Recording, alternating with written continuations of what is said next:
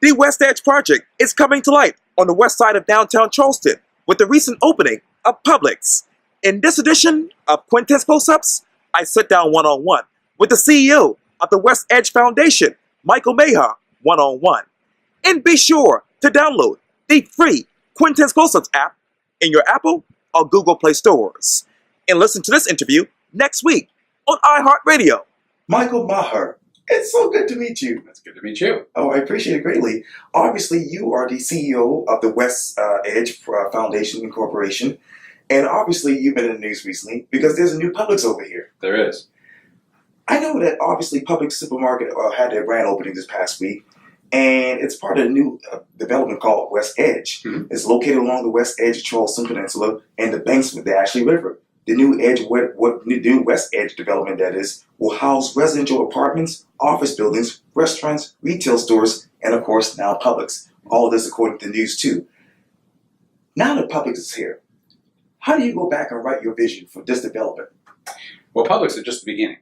And so, what we're doing is investing over a long term for this redevelopment to really transform this whole district we're calling WestEdge, and really develop a really great adjunct, a new addition to the west side, with what really is a sort of piece of city and all the things that are really necessary for good city life: places to live, places to work, places for jobs, places for recreation and play, so to speak, shopping, and a really good quality of life. And part of what's wrapped up all in that is providing the kinds of necessities that go beyond just what you can obviously see to those that are really integral to what city life is about. And that's the infrastructure that supports it and the mixture of uses that provide the accessibility for people to the various activities that are needed on a daily basis. So while the Publix opening is a really big step for us, first as a kind of really important anchor tenant for the district, but really as an important new addition to the west side of the peninsula. But we're also, right now, the building next door is going underway. Steel structure that you might have seen next to the Publix, which is our first office, research, and laboratory building, will house biotechnology companies, life science companies, as well as other types of commercial enterprises. So we're bringing in the workplaces. And then the other thing that you see in front of the Publix is the new streets that we built. It's really important in this area. This part of the city has had a long, challenging history, and most of the land that we're on out here, including part of Gadsden Green, Harriman Field, and all of WestEdge, is landfill. From 1952 to 1972, it was a municipal dump. And so everything we're on today is built on trash, so to speak. So it creates all kinds of challenges, some of which face people on the west side, people in Gadsden Green, people going to Charleston Development Academy on a regular basis, and that is the flooding that occurs. And that's an important piece of our long-term effort, is to improve the infrastructure here, new roads, new drainage, new utilities, so that some of these challenges that are not only holding back the development of WestEdge, but also holding back the west side can be solved.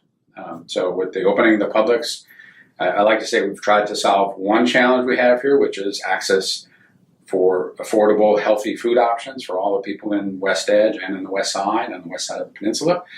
But the challenges of infrastructure are still there, and will be part of our next effort to try to keep improving not only WestEdge but also the west side. How much would all this cost to be mine? A lot. The easiest answer I can say, a lot.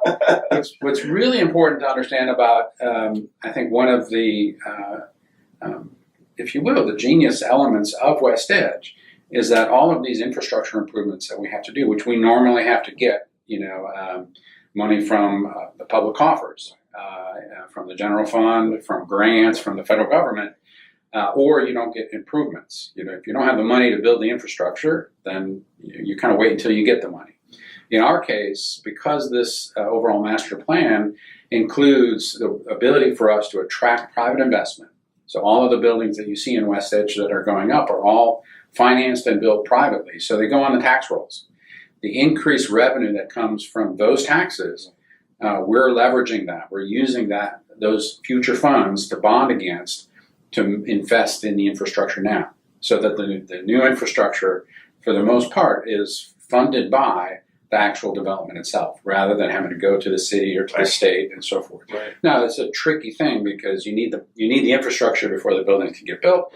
So that's where it gets very complicated. But that is part of the master plan, and the phasing of this project is to make the infrastructure improvements as we can afford to with the vertical development that occurs. And what are those other complications right now for WestEdge? Well, we have complications. Obviously, the pace of change. Building buildings takes a long time. Yes.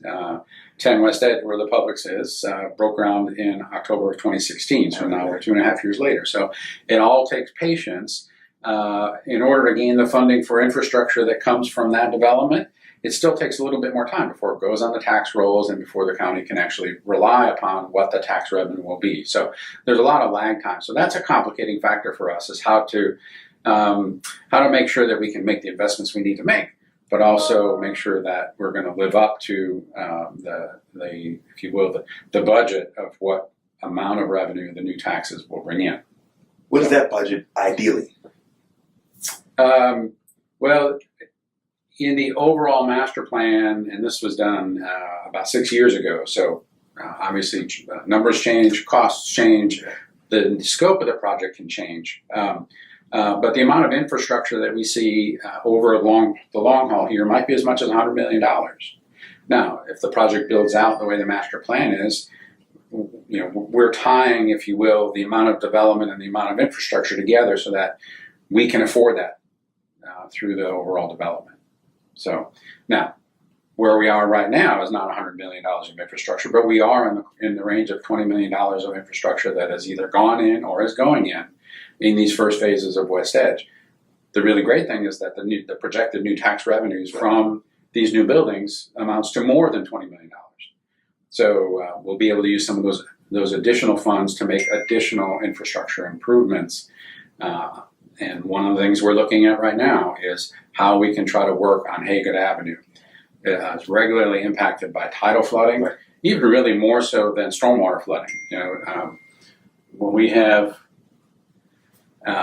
heavy rains here, and I have a view out the window here so I can watch it. Yes. If the tide is out and we have a heavy rain, Haygood Street is generally okay. If the tide comes in, it doesn't even have to be raining. It can be a beautiful sunny day like today, and we've seen that. We get a high tide that's a little bit higher than normal, and Haygood is underwater.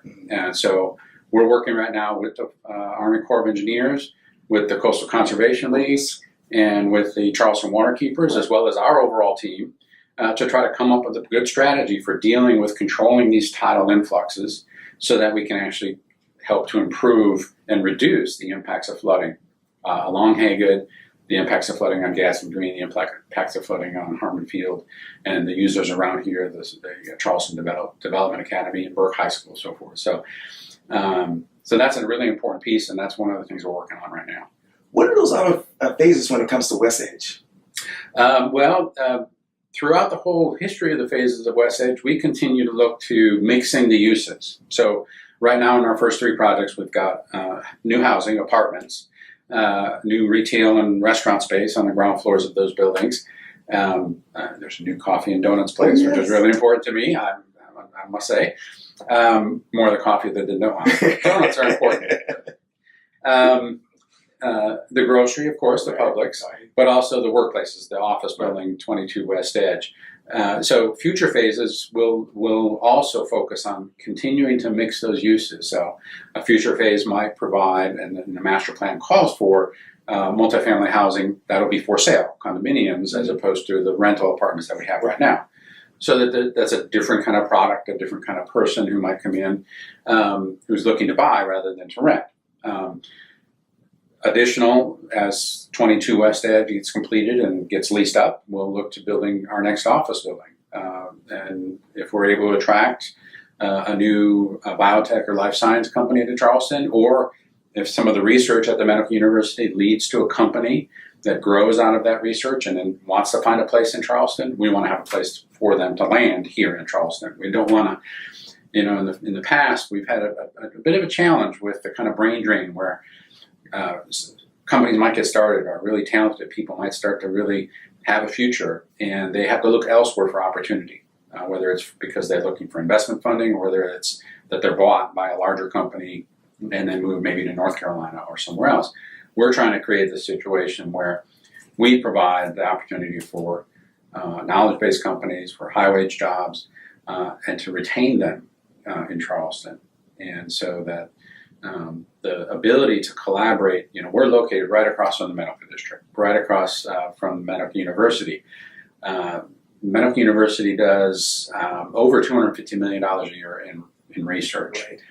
So the ability for collaboration between public and private is not just in the way that we're building WestEdge, but also what we see as the future mix of tenants, if you will, and investors in WestEdge, so that companies that might be doing collaborations with the medical university, they do a number of collaborations with private industry.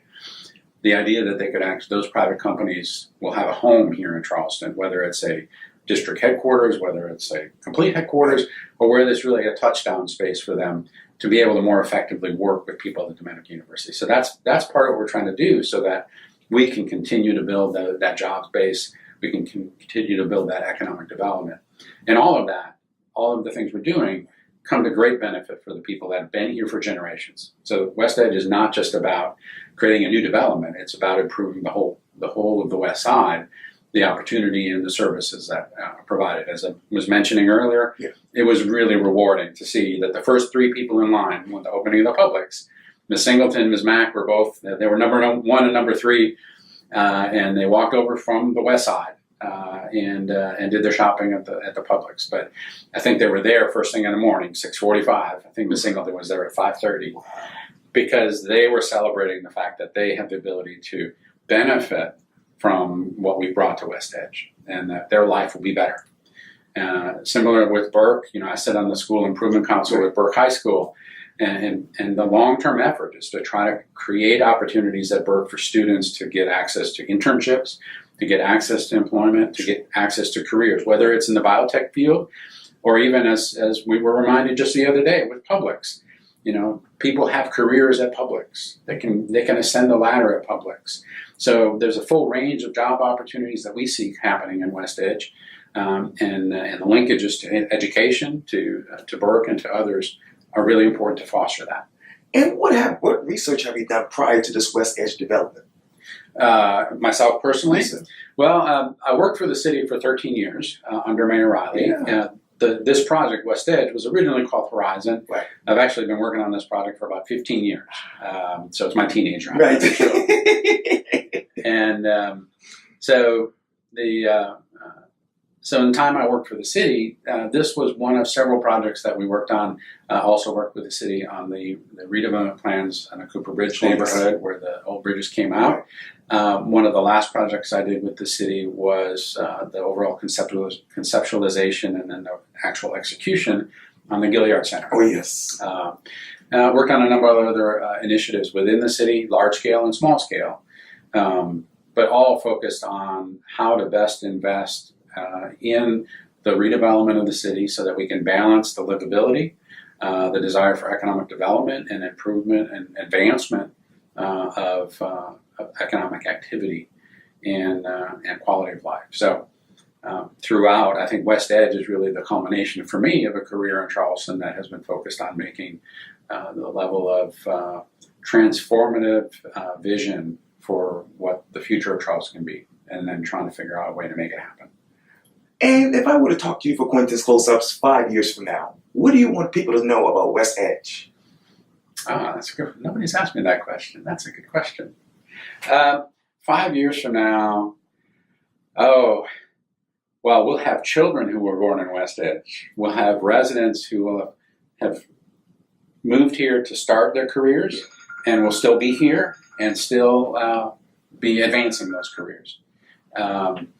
In 5 years' time, we would love to have all of our infrastructure investments in place. A new connection of Haggard Street across to the medical district so that access for pedestrians and bicyclists would be safe to cross US 17. Today is not that. That we would have a very efficient transit collaboration with the medical university. Currently, their shuttle system comes into the West Edge area for the people that park here. But our vision is that it's sort of more of a people mover system where somebody might get on a shuttle at Fishburne and Haga, for example, and within a couple of minutes be over at the Medical University and then maybe into the rest of downtown. Right. So what we really want to see in 5 years, what I want to see is that West Edge is really a living, breathing piece of the community, and that everybody that is in West Edge and everybody around it has reaped great benefits from it. That is so amazing. Well, thank you so much, Michael, for this. I really, really appreciate this. Sure. Yes, sir. Thanks for coming out and coming to the West Edge. Oh, yes, anytime. All right. Yeah, thank you.